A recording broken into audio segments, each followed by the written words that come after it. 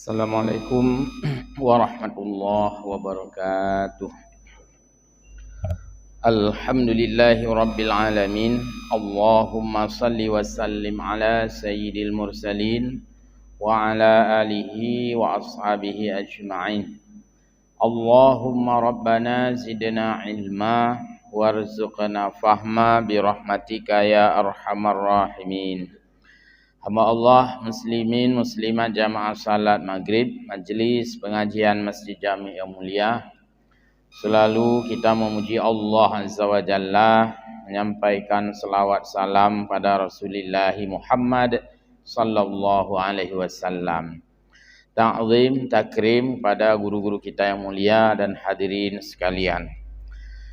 Kita lanjut lagi pengajian kita dalam rutinitas kajian kitab Tafsir Khazen pada jilid yang ketiga, berkisar masalah salat Jumat, lanjutan dari yang kita bahas pada malam Kamis yang lalu.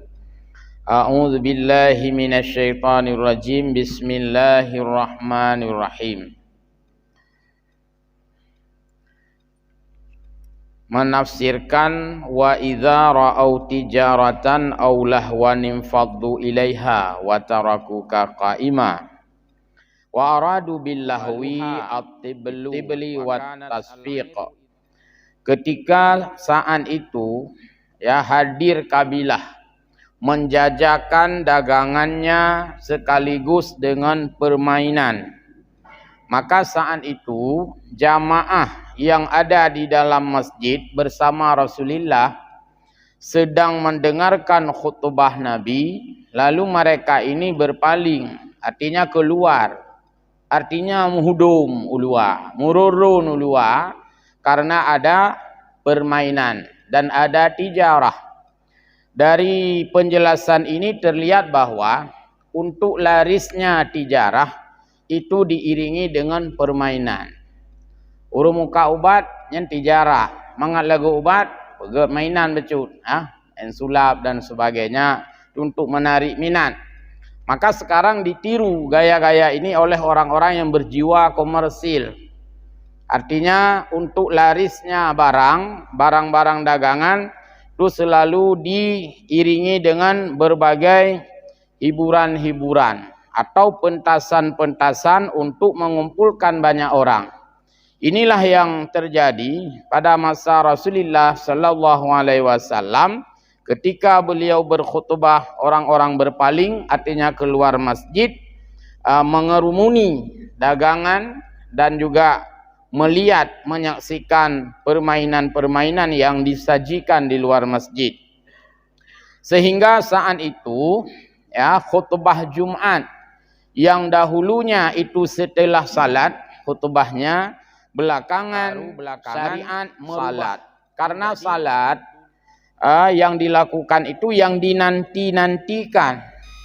Hari ini pun sekiranya salat Jumat lebih dulu ketimbang khutbah, mungkin terjadi lagi wataraku qa'ima. Mereka membelakangi khatib yang sedang berdiri berkhutbah. Ai tafarraqu wa dhahabu. Mereka ini berpencar dan mereka ini menghilang. Tirodo, kosonglah masjid. Tinggal saat itu 12 orang yang setia mendengarkan khutbah. Tinggal 12 orang di dalam masjid yang tidak berpaling dan tetap berada di dalam masjid. Li'annaha ahammu ilaihim wa taraku qa'ima. Karena bagi jamaah pada saat itu lebih suka melihat permainan ketimbang mendengarkan khutbah. Ya sama seperti sekarang ini. Itu kalau ada musabaqah tilawatil Quran, karena pameran-pameran, hiburan-hiburan, yang kerame bak dengar musabaqah, rame bak hiburan, rame bak permainan-permainan, rame bak perdagangan. Nyata fotokopi no. Nah, coba dilihat ada event misalnya musabaqah tilawatil Quran di mana-mana ya. Di kita, bukan di orang. Itu kiri kanannya ada jualan, ada hiburan. Yang dengar musabakah kafilah tak kai. So awak tanya dengar. Yang lain penduduk itu hadir mayoritas menuju kepada tempat tijarah perdagangan. Jadi ramai orang bukan mendengarnya, tapi yang ramai orang di perdagangan atau di pameran-pameran, di tempat penjualan. Dan juga yang ramai orang, kalau di MTQ itu nah hiburan punya rinyun muputa, kena ramai orang. Jadi gumai anak kang ya dengar bet, gumai anak ya pemain ya hiburannya. Musabakah lah juga gede. Nah, ini fotokopi dari perilaku orang-orang dahulu. Memang ketika agama disandingkan dengan hiburan, orang-orang lebih tertuju kepada hiburan, lebih tertuju. Yang maksudnya hiburan bergandengan atau bersandingan dengan keagamaan. Pegat dua buah lapangan tu. Lapangan A dakwah Islamiah, lapangan B hiburan band. Menghambur dengan gede. Seandainya keduanya bergandengan. Mesti lapangan Iraq pegat dakwah, di sampingnya pegat band. Mesti le. Dan hala urang muhudum wal mururun kudih bah hiburan. Dan ini adalah duplikasi daripada apa yang sudah terjadi dahulu. Makanya hanjit bersamaan pegat. Menyo pegat dakwahnya bena hiburan di samping. Dan menyona hiburannya dakwah pegat kesempatan yang lain. Karena orang akan ramai ke tempat hiburan. Kena Aceh baik tengah pelet-lek tiap mi ya. Jadi mi pelet-lek aja. Jadi tiap mi yang kenalan kawannya. Mubla. Baik. Selanjutnya dijelaskan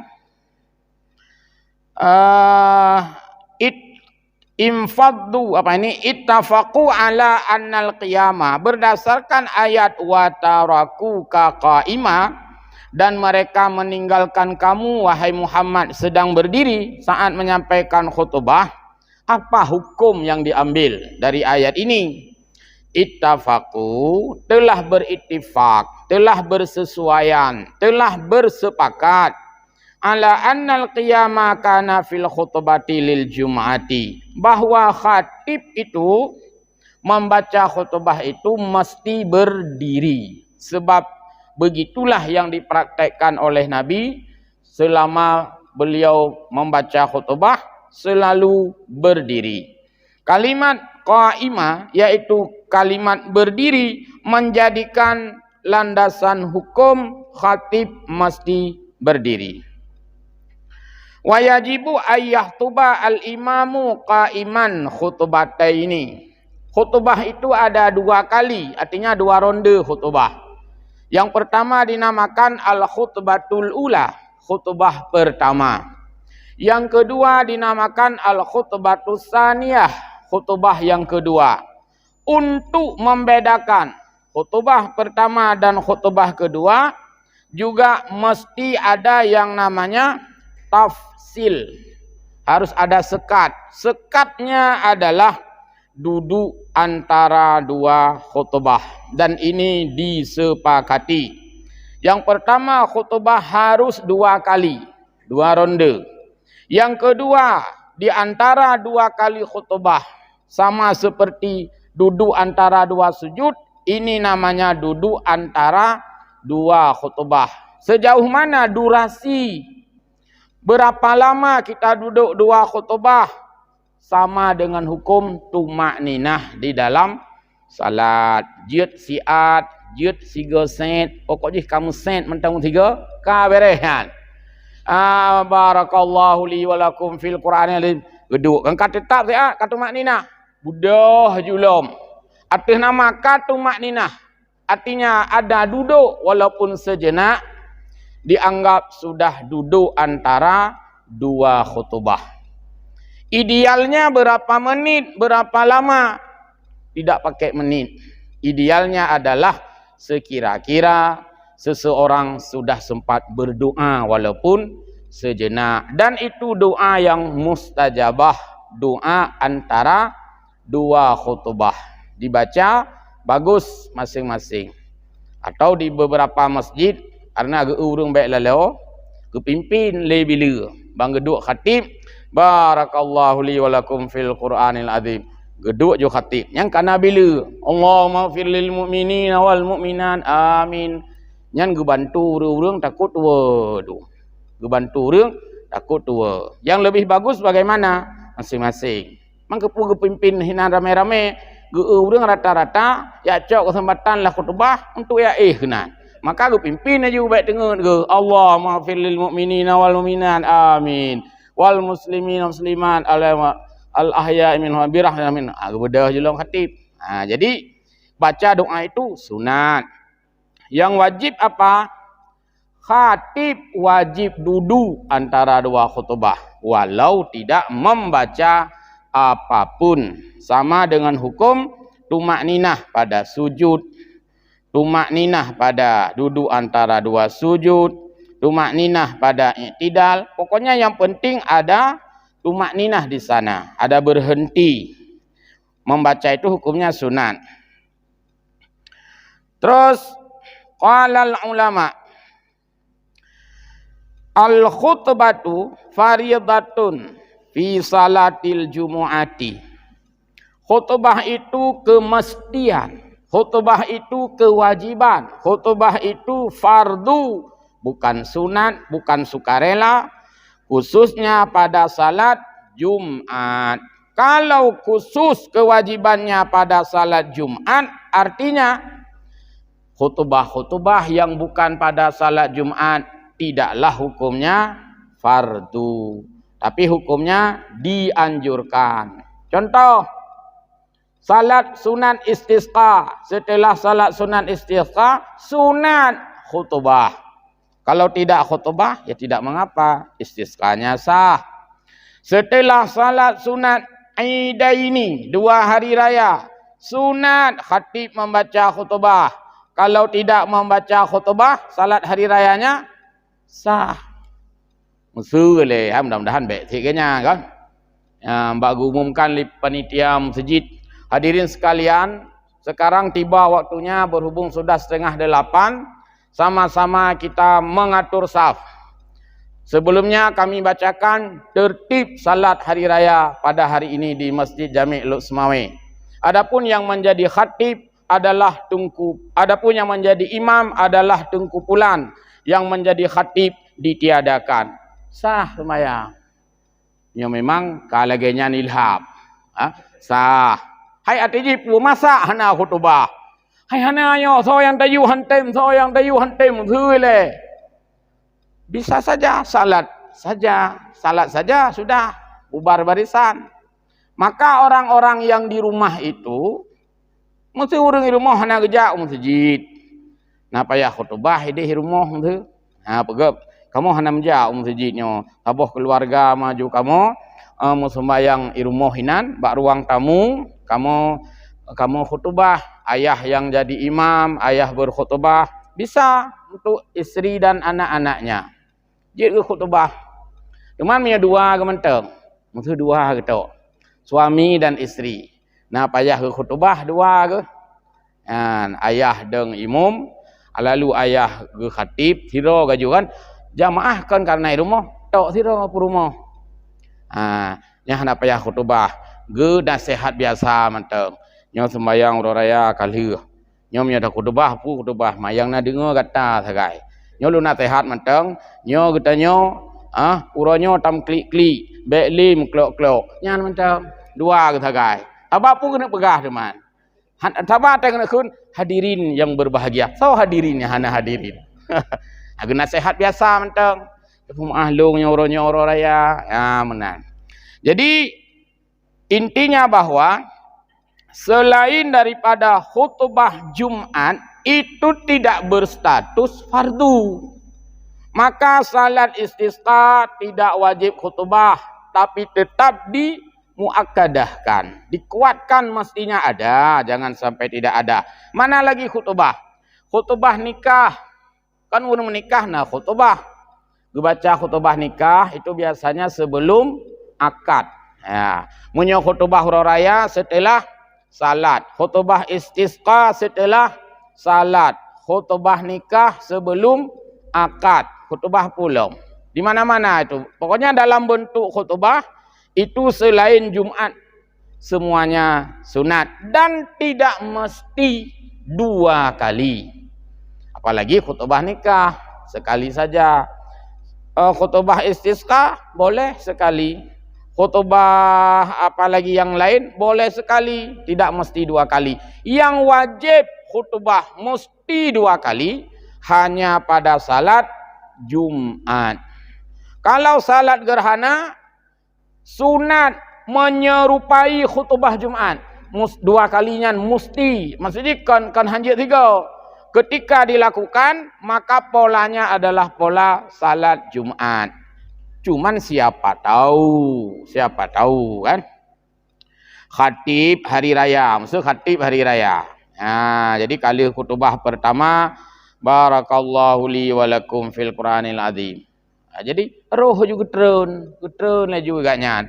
Maksudnya tidak membawa kepada mafsadah salat, hanarullah salat. Hal ini berbeda jauh dengan khutbah Jumat. Yang pertama, jika khutbah tidak sah, maka berimplikasi kepada salat Jumat. Maksud salat cukup fasih tungku imum. Hanya tempat-tempat yang minta tungku imum yang terfasih dunia. Khutbah benar hanya sah. Tetap cacat, salat itu tidak bisa berdiri sendiri. Jadi menyona khatib yang keliru, nyan netegur khatib yo dalam salat supaya bisa diulang kembali. Khatib keliru. Bagi orang-orang yang fokus menyimak kan bagi baca, khatib itu sepertinya tidak membaca selawat. Alian khatibnya getren laju, alih mandu ka getren. Nyan memang yang persis menyimak persis tapi dan yakin khatib tadi ada yang tertinggal bacaan, itu ditegur khatib sebelum salat. Karena menyo kata tegur lihat salat entret adik ulang lam khutbah kan payah ulang salat lam sama dengan sabak di paket kan. Jadi tegur bawai laju. Cuman be sampai terlanjur tegur. Mestilah tegur. Khatib selawat hana. Itu oleh lain drone tengun. Karena bak linyung lain mendumna. Yang kerja be tegur barang kaho sih. Be sampai lih ta tegur ikut lagi. Bukan mulai pawai dah ni. Berayaขึ้นนะเอาselawat. Oh, berarti long ke be tegur barang kaho. Menyoka tegur nyan beka yakin. Maka kadang-kadang khatib itu memang memberi aba-aba. Jamaah sekalian, saatnya kami bacakan al-khutbata ini. Mohon disimak dan ditegur jika ada kesilapan. Nah, siladung hati kepegah lagi nyan. Jadi memang nak kesilapan ya sebelum diralat itu sebelum salat. Bukan setelah salat. Hai, hana baca saknyo nan dengar hana baca wasiatnya ke hilung pihana itu. Hana mandum ka hana apa ke? Untuk tak fikir semaya. Kan kontrut. Fikir bawah aja sebelum ya salat dilakukan. Dan tidak bisa diralat pada Jumat depan. Uronyo lung baca khutbah uronyo 2 kali. 2 kali le atau uronyo. Nyo lung baca khutbah atau Jumat kau likut. Nya hana pulai, hana urus haling yang kau likut ini. Yang kau likut kau berlalu. Maka tidaklah sesuatu yang menjadi aib ya kalau ada jamaah yang menyimak itu kadang menegur khatib dengan adab lah, dengan kesantunan kan, baik malai.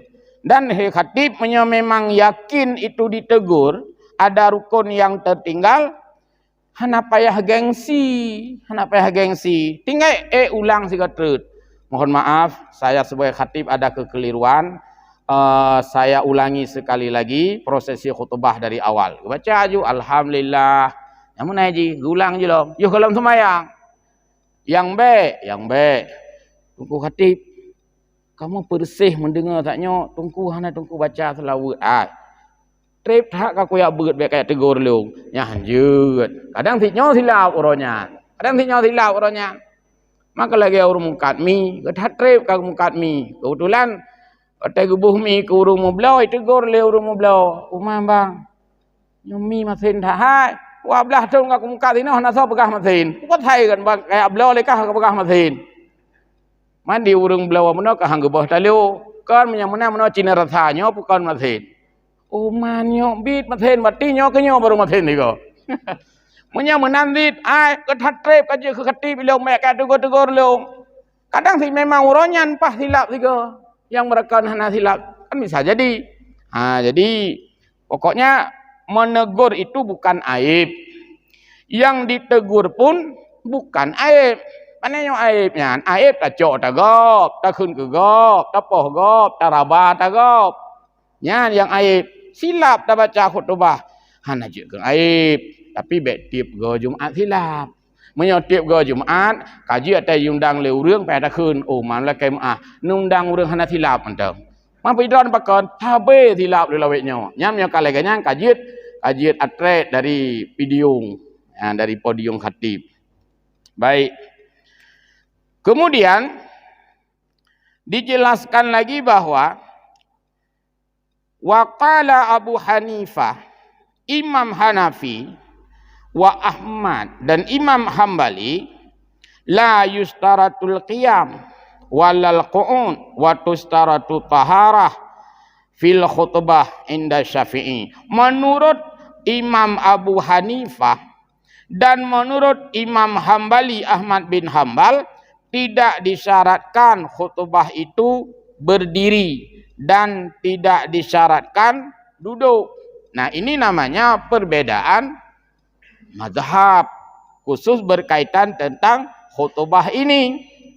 Dan menurut mazhab Syafi'i itu adalah wajib dan juga menurut mazhab Maliki wajib antara dua khutbah dan bak khutbah guna wajib dong ya. Wa tustaratu taharah fil khutbah inda Syafi'i. Khatib wajib na ia sembahyang.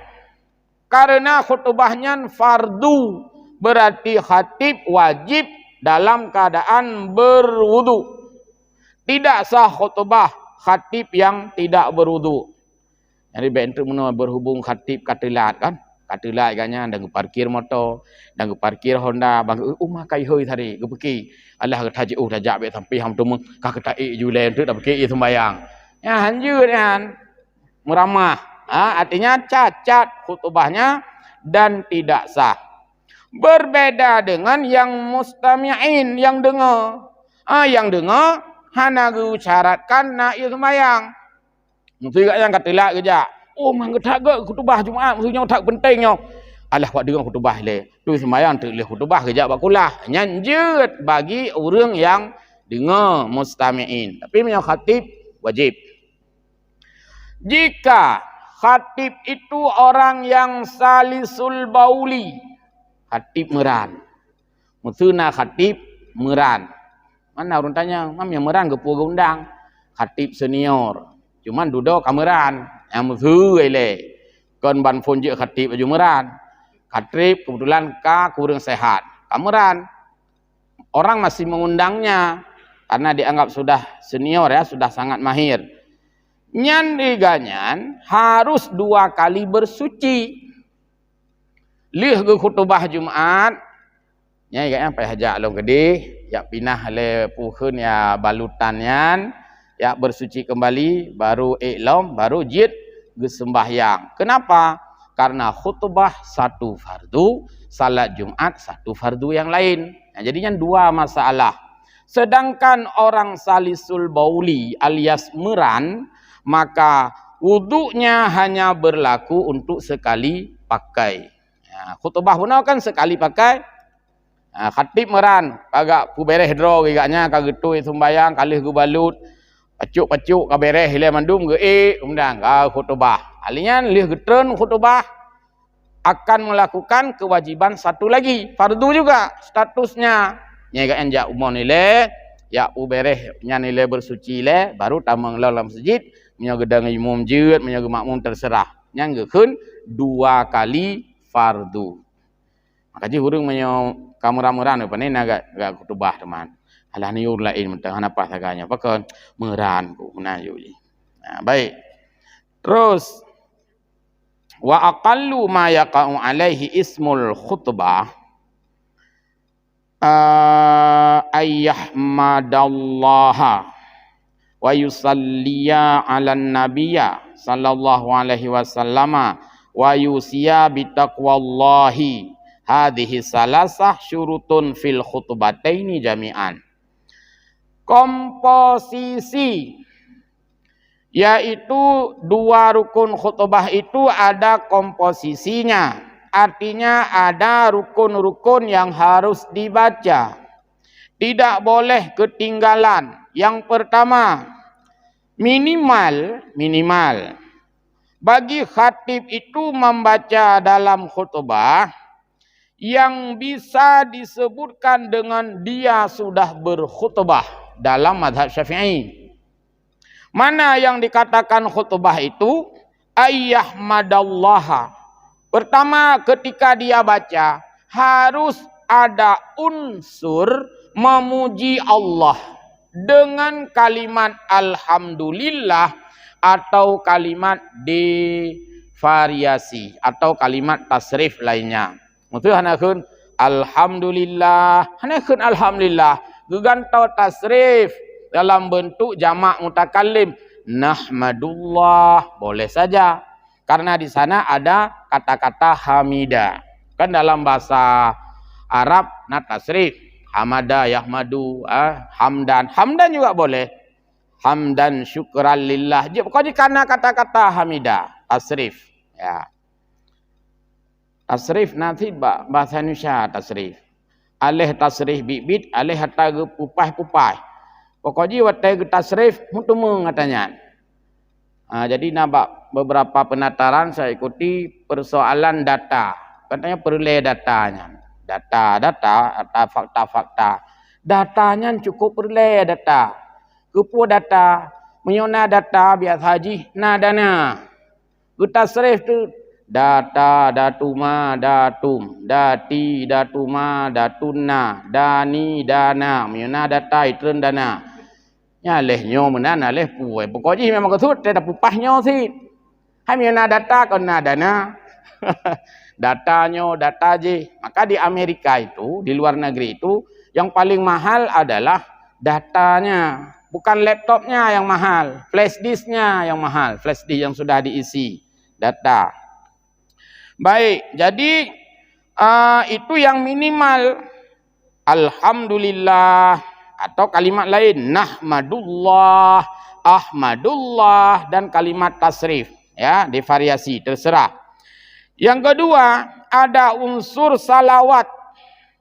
Wa yusalli 'alan nabiyyi. Allahumma salli, ada kata salli dan devariasi ada kata nabi. Allahumma salli ala Sayyidina itu sunat lagi. Maksudnya yang pokok ada salli, ada Muhammadnya. Yang lagi kata dengar kebiasaan.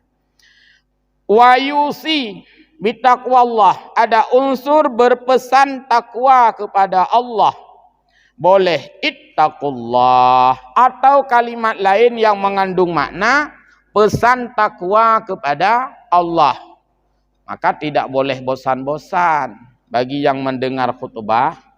Baik bosan-bosan. Boleh saya khutbah sampai ittaqullah, Apa hana bahan lain? Kan hana bahan lain. Bahan lain pe tambah mak, pe amak. Tapi nyan payah kun. Yang ittaqullah nyan payah takun karena itu unsur pokok. Ada orang hirang ke tabe takullah Jumatnya takullah Jumat ke takullah ge tungkunya pe takullah ge tungku je pe takullah masjidnya pe takullah masjid pe takullah. Ini unsur wajib, memang mesti tak ucapkan pesan kepada jamaah untuk bertakwa kepada Allah Subhanahu wa taala. Hadhihi salasah, yang tiga disebutkan ini, pujian, salawat, wasiat, yang lain macamnya, syurutum fil khutbataini jami'a. itu mesti ada pada dua-dua khutbah. Artinya khutbah pertama dan kedua mesti ada puji pada Allah. Khutbah pertama dan kedua mesti ada selawat. Khutbah pertama dan khutbah kedua mesti ada wasiat. 3 ini mesti ada pada dua-dua khutbah. Rukun khutbah 5. Yaitu tambah ayat Quran dan doa. Tapi yang kedua, yang dua terakhir ini tidak mesti pada dua khutbah. Kita lihat lagi. Wa yajibu ayyaqra'a fil ula, wajib mesti dibaca pada khutbah yang pertama ayatum minal Quran. Mesti baca ayat Quran. Nyan bakpat bak khutbah ke wajibu ayyaqra'a fil ula, dibaca pada khutbah pertama. Harus membaca ayat Quran. Lih tak baca wasiat, baca ayat Quran. Ayat mana dibaca? Prinsipnya terserah. Mau baca ayat apa saja, yang penting ayat itu tamamul ayah. Ayat itu mengandung kalimat sempurna. Kalimat sempurna kan kalau sempurna oleh bahasa Indonesia. Ada subjek, ada predikat, dan ada objek. Artinya kalimat itu dipahami orang. Sekurang-kurang bacaan itu adalah kalimat sempurna. Dan tidak sah dibaca ayat Quran yaitu yang bukan tamam. Bukan ayat yang mengandung satu pemahaman. Anasah baca Quran. Contoh, bab khutbah pertama mesti baca bab khutbah pertama. Qala Allah Subhanahu wa taala, ya ayyuhalladzina amanu barakallahu li. Yang amanu kabarakallah. Itu belum tamam. Kalau istilah kalimat itu bukan kalimat sempurna. Kalimat itu belum memiliki faedah. Wahai orang yang beriman, untuk apa dipanggil orang beriman? Harus ada kalimat berikutnya. Jadi hanjir kalimat utuh, hanjir kalimat utuh. Contoh kalimat dalam bahasa Indonesia, kalau kalimat sempurna dengan kalimat yang tidak dianggap sempurna. Saya pergi. Bukan kalimat yang dianggap sempurna. Saya pergi ke mana? Itu kalimat sempurna. Maka waktu kita baca ayat Quran, benar unsur memahami apa maksud ayat ini. Sekurang-kurangnya kalimat itu ada pengertian. Atau kalimat yang panjang, bahkan satu ayat, tapi itu tidak mengandung makna yang positif, maka hanjut sikayat. Qala Allah Subhanahu wa taala, wawailul lil musallin barakallahu li. Ayat kapan yang hari tanya? Wawailul lil musallin barakallah. Hanjut sikayat karena cacat dari segi makna. Karena waktu kita terjemah, celakalah orang salat barakallahu li. Panejik kesempurna temannya. Masa urun sembahyang celaka. Payah sambung alladzina hum an salatin sahun. Baik. Kemudian wa yad'u lil mu'minina fisaniyati, dan rukun khutbah yang lain adalah membaca doa bagi orang mukmin, dan ini mesti ditempatkan pada khutbah kedua. Jadi bab khutbah kedua baca Allah maghfir lil mu'minin, atau bentuk doa lain, tapi doa itu bukan untuk dirinya sendiri. Doa itu untuk umum. Rabbana atina, kan doa untuk mukmin sih dan sebagainya. Jadi ini pada khutbah yang kedua, dan tidak dibaca doa ya pada khutbah yang pertama. Kalau ayat Al-Qur'an itu ada yang berpendapat boleh pada khutbah kedua, boleh pada khutbah pertama, tapi yang muktamad itu pada khutbah pertama dibaca ayat Al-Qur'an. Kalau dua-dua boleh lagi, boleh juga ya. Biasa bab khutbah kedua pakai ayat innallaha wa malaikatahu. Tapi kan hanya kan maksudnya bagian dari rukun ya. Yang penting pada khutbah pertama ada ayat Al-Qur'an yang dibaca. Ayat kebaca bebas. Cuman begini, bagi khatib yang maksudnya sedikit memperhatikan maudhu' materi khutbah, baca ayat khutbahnya, disesuaikan dengan mubahasah yang kali gebahas benar putra.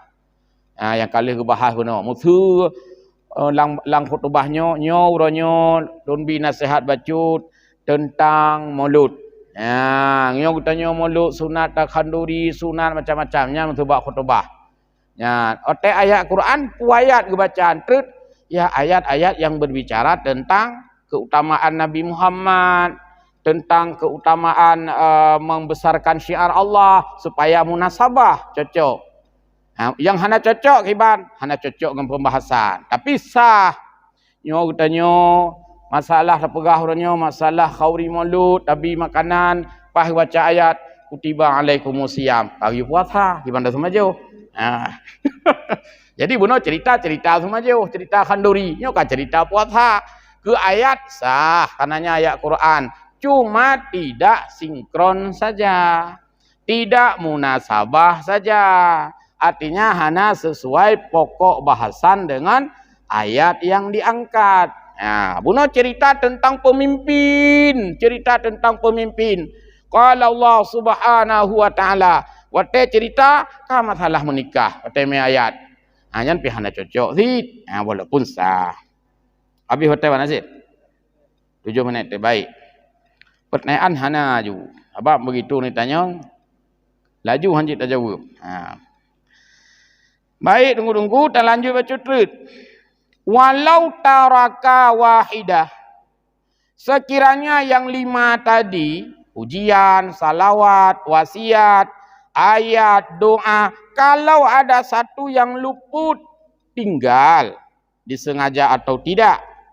Min hadhil khamsah, dari 5 yang sudah disebut ini, bagaimana resikonya? Lam tasih khutbatuhu, maka khutbahnya tidak sah. Karena khutbahnya tidak sah kalau tinggal 5 rukun tadi, berarti wajar. Kalau khatib itu ada yang lupa, wajar ditegur. Ku khatib tinggal sabo, tinggal yang ulang 3 trut. Man baik kita pegah ke apa benar. Bak orang lain hanya tinggal, bak gelinyo ngak nyam hanya tinggal. Baik lagi ambil. Artinya wajar khatib itu ditegur demi tidak rusaknya khutbah yang dia baca. Jadi mudah-mudahan konsentrasilah ya khatib. Diusahakan khatib tidak harus ditegur. Usahakan sampai tegur oleh jamaah. Walaupun ditegurnya pikir aib. Ya. Sebab menyukai tegur yang kagroginya. Yang menyukai grogi hilang lepi itu biru. Hai buat kagrogi. Yang tepuh napah linya. Kita yang baca ayat hana pahli ujung-ujung qul huwallahu ahad juga. Baik. Walau taraka sudah. Wala jum'atuhu, kalau tadi khutbahnya tidak cukup rukun, resikonya tidak sah khutbah. Tidak sah khutbah, resikonya berentetan lagi, tidak sah Jumat. Tidak sah Jumat, resikonya tidak Jumat. Tidak Jumat, resikonya berdosa. Makanya harus benar-benar diupayakan khutbahnya itu benar dan sah.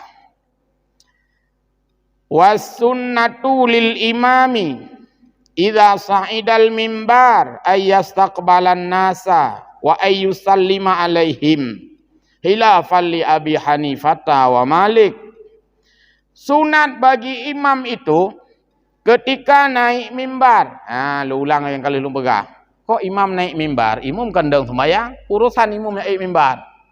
Apa yang saya jelaskan yang lalu, bahwa sebutan untuk khatib juga disebut sebagai imam. Ketika imam naik ke mimbar, maksudnya kan imam sembahyang lagi tanya pahami.